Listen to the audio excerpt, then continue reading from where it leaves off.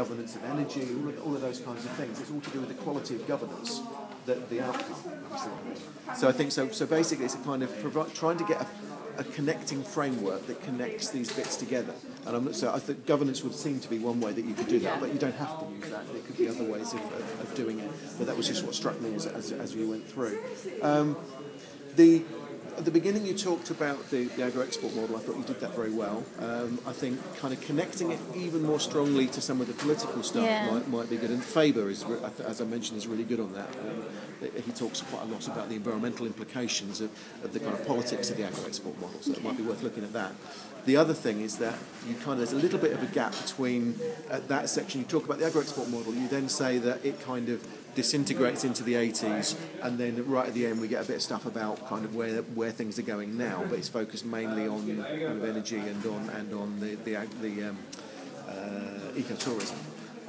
There's a slight little gap in there in terms of there's the model in the region shifted from the agro-export model to this kind of neoliberal model that whilst agricultural exports and non-traditional exports are still there, there's also been a certain level of industrialisation, the kind of growth of the service sector and the kind of globalisation of the Central American economy. Now I don't think that's a large part of what you need to talk about, but in that introduction you could just talk about what has happened to the kind of model within the Central American economy and what are the environmental implications of it. Yeah. Because I think certainly under if you read stuff like William Robinson's stuff from the earlier sessions, there's been quite a growth of free trade areas and those kinds of things, which quite frequently have very lax environmental legislation. Okay, so none of what I'm talking about here is go off and do a whole load more reading around something, but it's kind of embellishing.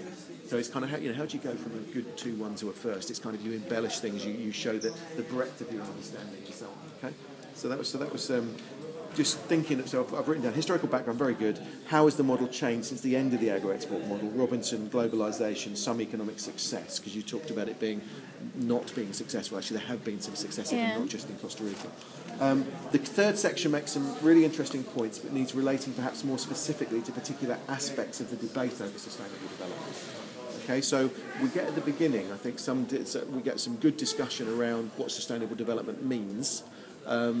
What I think would strengthen this a little bit further is some recognition of the quite different views on what it means, and therefore interpretations of what's happened in Central America according to that. So one example, the debate we got into at the end about neoliberal approaches to sustainability, creating markets, and you can see that in relation to ecotourism and other aspects. So if you're able to talk about the fact that there are very different views, even though sort of more interventionist and more market-based approaches to sustainability have the same end state in mind, how you achieve it from their perspective differs quite considerably.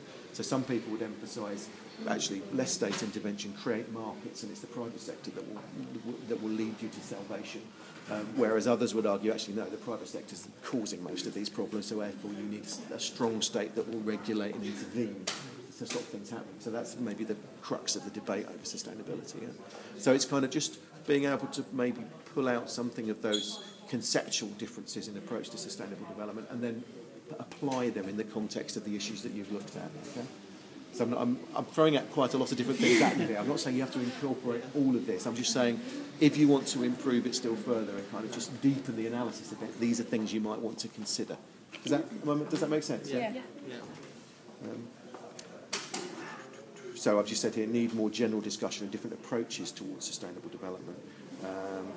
And the only other thing I've written down here is that while you were talking is you talked quite a bit about key factors towards the end.